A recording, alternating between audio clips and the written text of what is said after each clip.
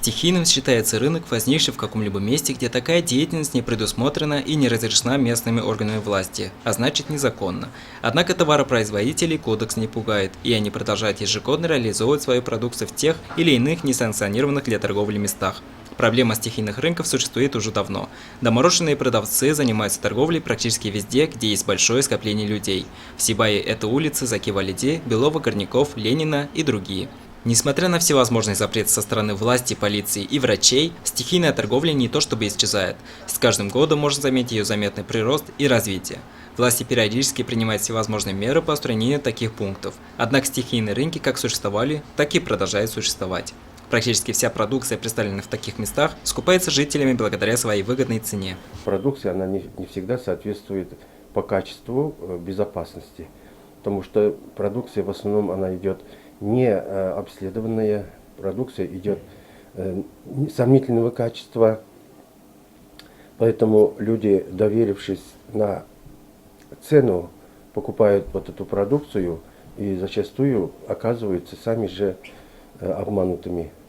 У нас к нам обращаются те же покупатели, некоторые говорят, что вот мы купили там-то, там-то, и нас не устраивает качество. Мы говорим, эта отрасль не подлежит контролю, поскольку сегодня они здесь продают, завтра уже их нет. Торговля на земле, когда в качестве прилавка служит картон или газета, представляет реальную опасность для всех покупателей. К сожалению, в таких случаях уже никто не думает о соблюдении санитарных норм. В летнее время, конечно, самый большой риск – это заболеть острыми кишечными инфекциями.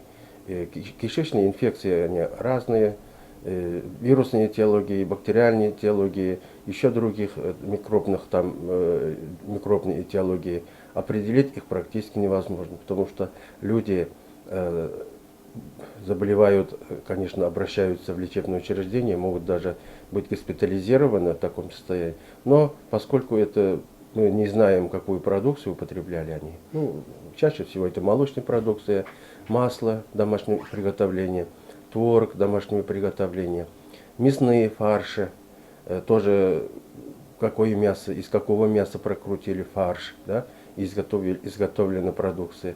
Все это сомнительного качества, без сопроводительных документов, без удостоверения качества.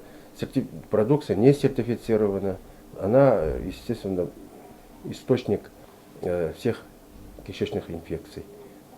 Вплоть до передачи, если, допустим, больное животное туберкулезом, вплоть до передачи туберкулеза.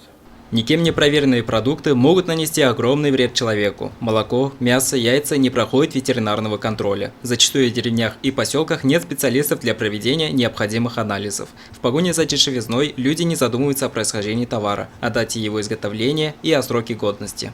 Рассмотрим еще одну немаловажную проблемную сторону стихийных рынков.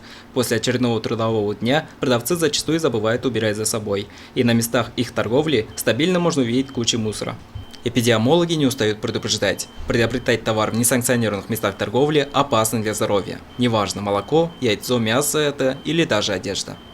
Данил Алибаев, Радмир Исангулов, Любовь Карпова, телекомпания СТВ.